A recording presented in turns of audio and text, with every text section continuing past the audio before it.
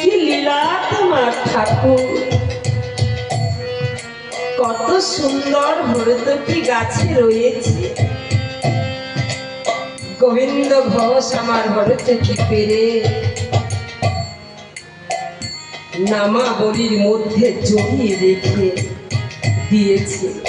আর মনে মনে ভাবছে আমি একটা হরতকি নেব না, আমি বেশ কয়েকটা হরতকি নেব, কারণ আজ যখন চেয়েছে কালও চাইতে পারে। তুলে ঠাকুরের কাছে এসে বলছে, ঠাকুর এই না আমি হরতকি এনেছি না। গৌরাঙ্গ মহাপ্রভু ভক্তের প্রসাদে পেয়ে মুখ সিদ্ধ করেছে, আবার চলেছে কানার বেশি, কানার বেশি আমার আমার নাম করতে করতে চললেন রাস্তা দিয়ে। ভক্তরা মনে মনে ভাবছে বড় কষ্ট হচ্ছে ঠাকুরের। ঠাকুরের কাছে এসে চরণ ধরে বলেছে, ঠাকুর এইখানে একটু বিশ্রাম করো। সুন্দর সুন্দর গাছ থেকে পাতা এনে সজ্জা করে দিয়েছে। ঠাকুর ফুলের সজ্জায় ফুল বাসরে রয়েছে। পরদিন প্রভাত বেলায় আবার চললেন ভক্তের বাড়ি। নাম করতে করতে ভক্তের বাড়ি উপস্থিত হলেন। সেখানে অনেক ভক্তরা হরিনাম কৃষ্ণ নাম করছে উচ্চের স্বরে।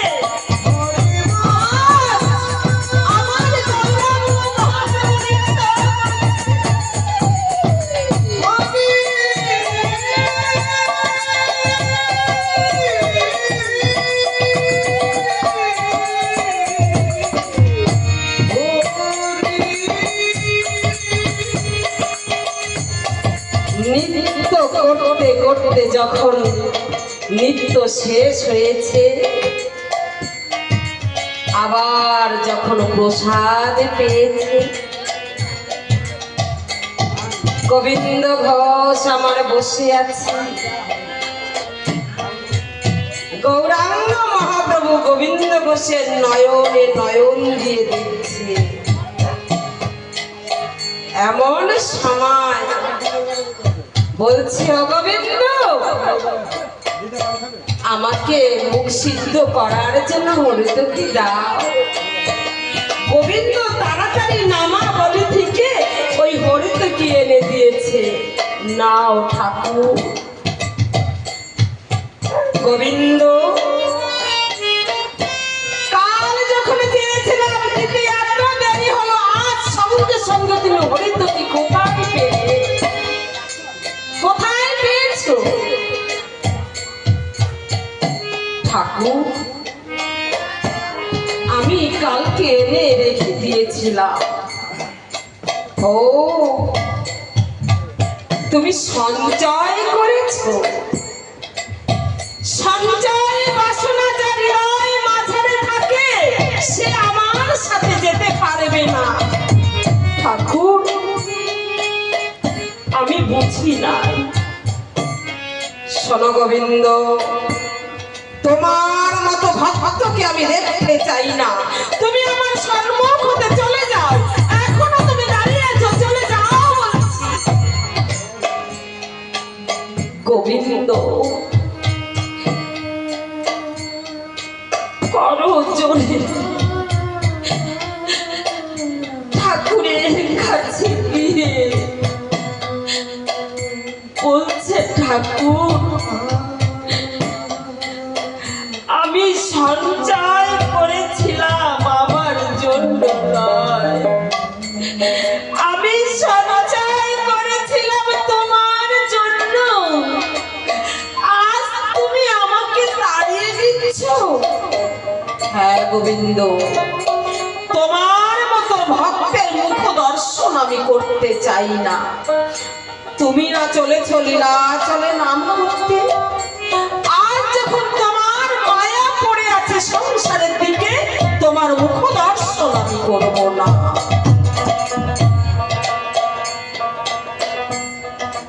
গোবিন্দ ঘোষ বলতেছে, ঠাকুর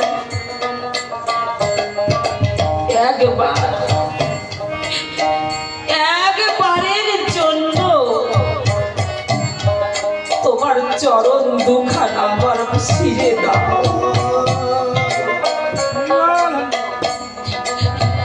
আমি তোমার ওই চরণ তুলে নিয়ে চলে যাচ্ছি, আর ফিরে আসবো না। আমি বড় ভুল করেছি। গোবিন্দ ঘোষ যখন ঠাকুরের চরণ ছুতে যাচ্ছে, ঠাকুর তাকে পদাঘাত করে বের করে দিচ্ছে। না না ঠাকুর, তুমি এ করতে পারো না ঠাকুর। গোবিন্দ ঘোষ কাঁদতে কাঁদতে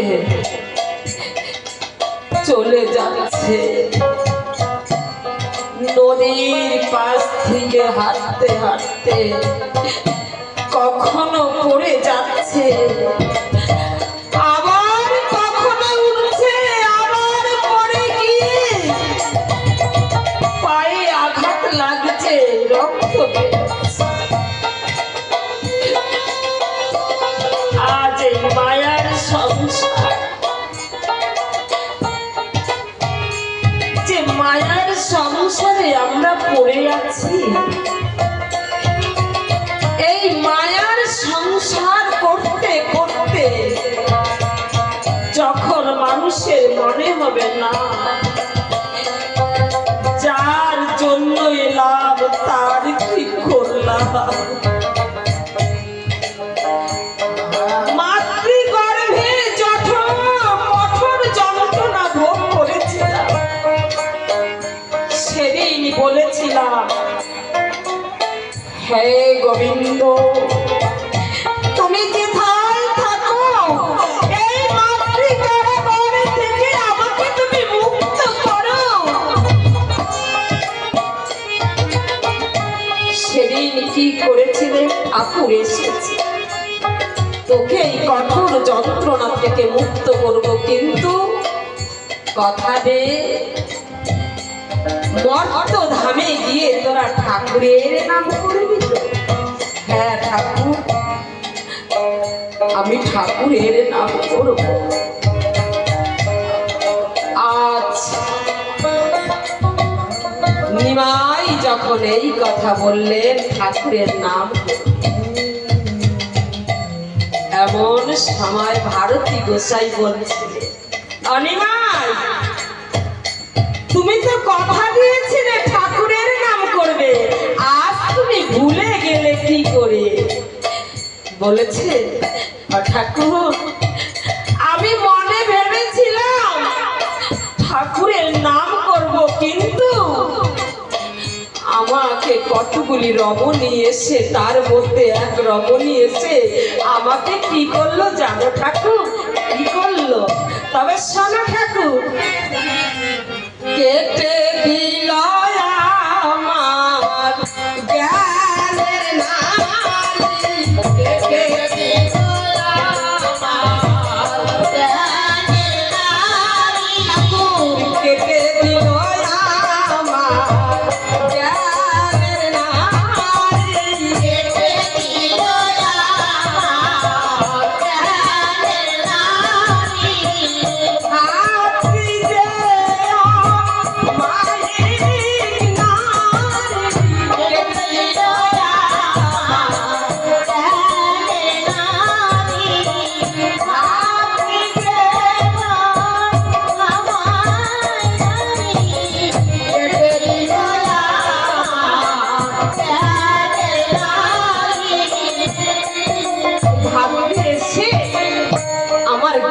নাড়িটা কেটে দিয়েছে। আমি তখন থেকে ভুলে যাই ঠাকুরের নাম আমি করতে পারি না। বলছে নিমাই, তুমি তো ঠাকুরের নাম করতে পারো না, তবে শোনো, তুমি যখন এত কষ্ট করছো, তুমি ওই গয়ায় গিয়ে গয়াসুরের পাক পথে পিণ্ডদান করে এসো। বলছে না ঠাকুর, আমার ওই গয়াসুরের কাছে যেতে হবে না, আমার হৃদয় মাঝারে যে অসুর আছে তাই তুমি কাটিয়ে দাও। বলেছে তাই, তুমি যে গয়াসুরের কাছে যাবে, তুমি সেখানে গিয়ে পিণ্ডদান করতে গেলে তোমাকে অনেক কিছু দরকার হবে। কিসের দরকার? তোমাকে ফুল লাগবে, কলা লাগবে, চাউল লাগবে। কোথায় পাবে? কেন? ঠাকুর সব আমার হৃদয়ের মাঝারে আছে, আমি তাই দিয়ে তোমার ওই শ্রীচরণ পূজা করব। আমার হৃদয়ের মাঝারে যাহা কিছু আছে আমি তাই দিয়ে পুজো করব।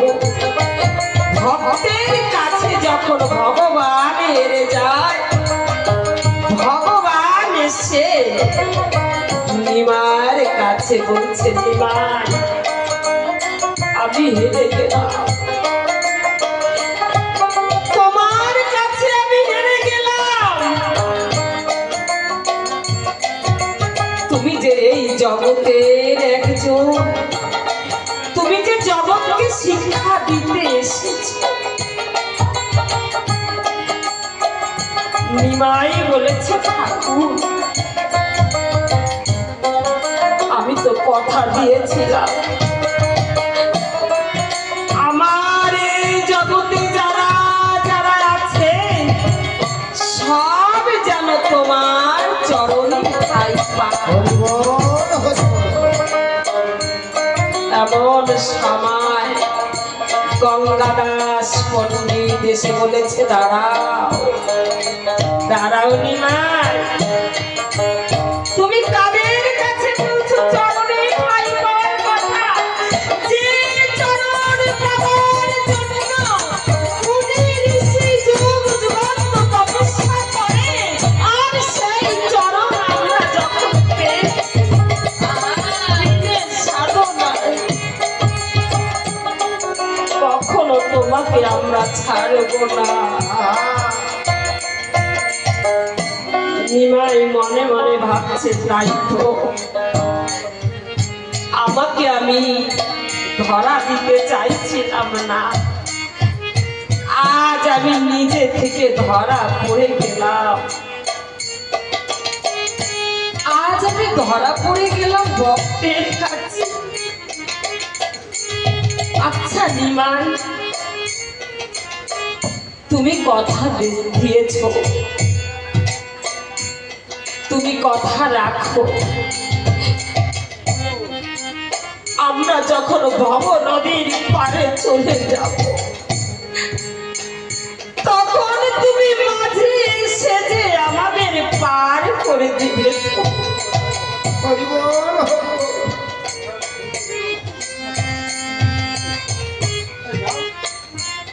নিমাই বলেছে, হ্যাঁ,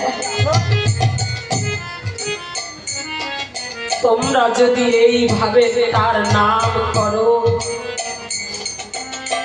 মানুষকে ভালোবাসো, মানুষের মধ্যে আমি আছি। শোনো, আর একটা কথা দিতে হবে নিমাই। কি কথা? তবে শোনো নিমাই, আমার বংশে আছে যারা তোমার নৌকায় উঠবে তারা, আমার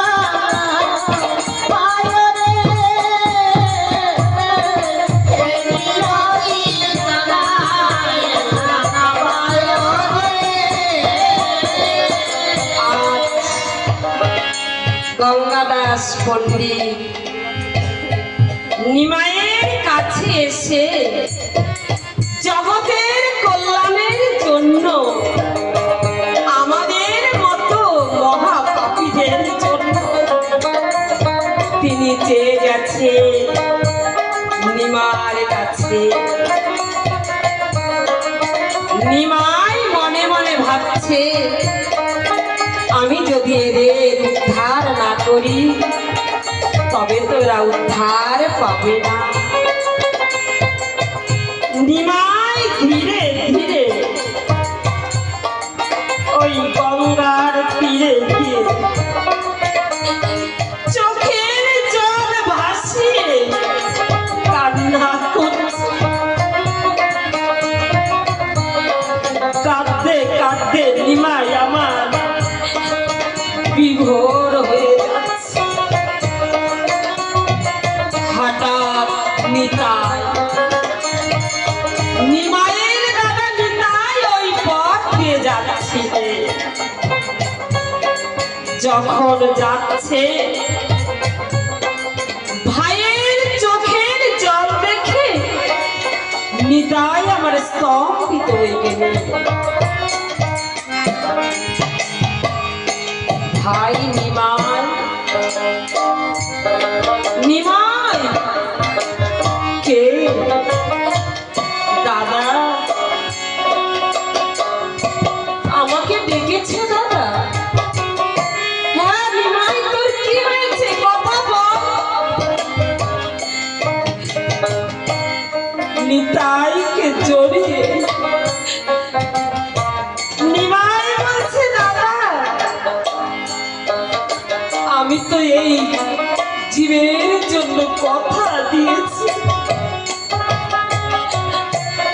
আমি তো কথা দিয়েছি হরিনাম কৃষ্ণ নাম নিয়ে এই জীবকে আমি উদ্ধার করে দেব,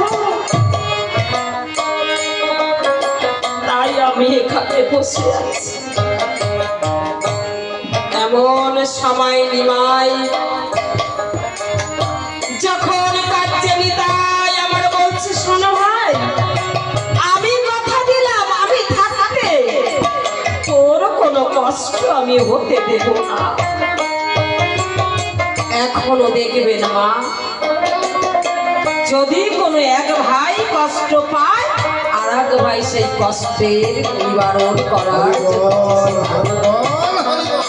এখনো রয়েছে। নিমাইকে বলছো নিমাই বলতে পারিস ভাই তোকে সদা সর্বক্ষণ কাঁদতে দেখি,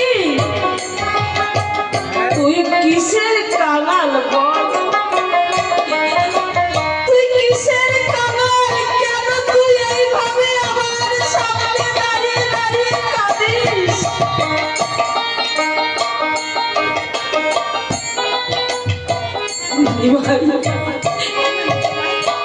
দাদার চরণ ধরে বলছে দাদা আমি যে কিসের কাঙাল, আমি যা চাইবো তুমি আমাকে দেবে তো দাদা, দেবে তো? কিসের কাঙাল বল, এই জগতে এমন কিছু নাই যে আমি তোকে দিতে পারবো না। তোর ভাই যখন হয়ে এসেছি তুই যা কিছু চাইবি আজ তোকে আমি তাই। কথা দিলে তো? তবে তুমি শোনো দাদা আমি কিসের কাঙাল। কৃষ্ণ ধনে কাঙাল আমি, কৃষ্ণ ধনে কাঙাল আমি, দাদা কৃষ্ণ ধনে কাঙাল আমি।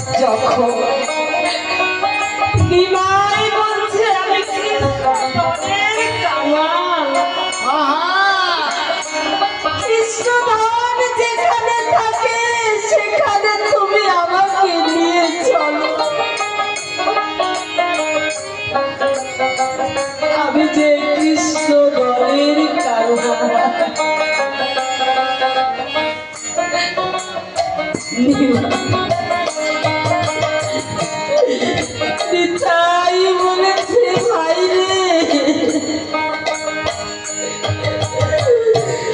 তোকে যে আমি কৃষ্ণ ধন দেব।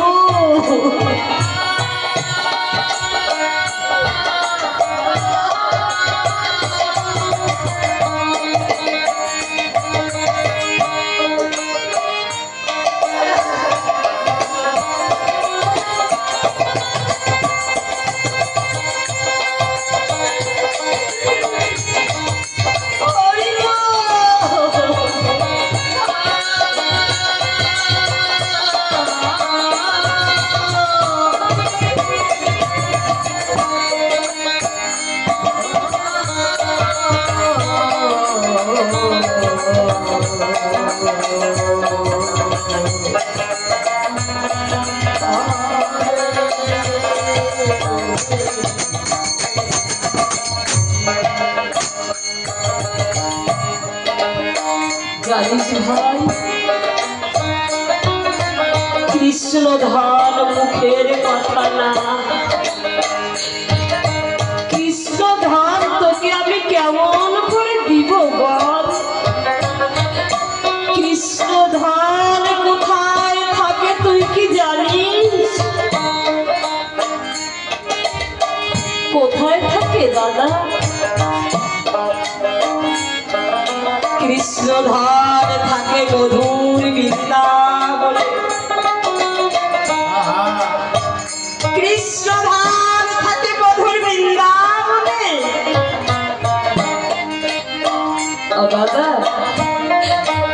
কৃষ্ণ ধান যদি মধুর বৃন্দাবনে থাকে, তবে আমি কি করব জানিস? কি করবি দাদা? যাব মধু বৃন্দাবনে, যাব মধু বৃন্দাবনে, যাব মধু বৃন্দাবনে।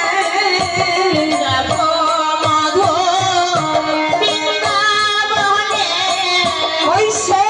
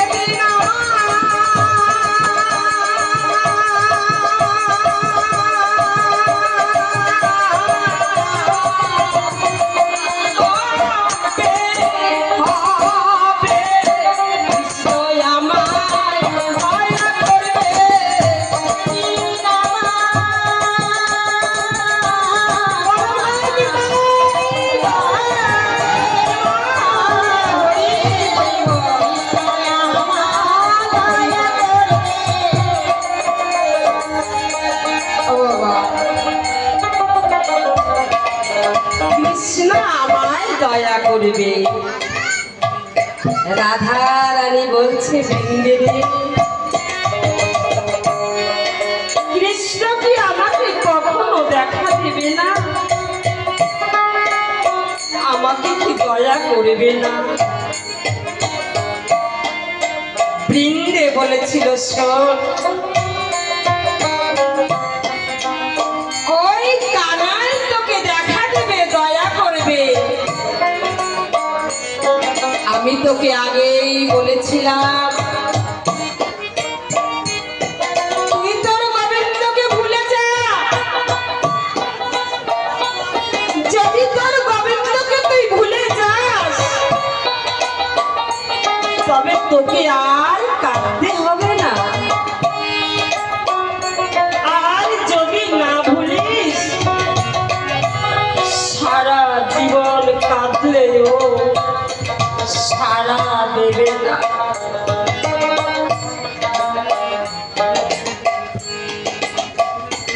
রাধা রানী বলছে, তুই বলছিস ভুলে যেতে? সময় নেই, অসময় নেই। ওই গোবিন্দ আমার নাম নিয়ে রাধা রাধা বলে বংশীর দড়ি করে যায়। আমি তো তাকে ভুলতে পারি না, আমি তাকে ভুলতে পারি না। বৃন্দে রেগে গিয়ে বলছে, তোর গোবিন্দ তোর নাম নিয়ে কাঁদে? তুই এই কান্নার ধ্বনি কি একাই শুনতে পাস? ওই বাঁশির ধ্বনি কি তুই একাই শুনতে পাস? কই আমরা তো শুনতে পাই না।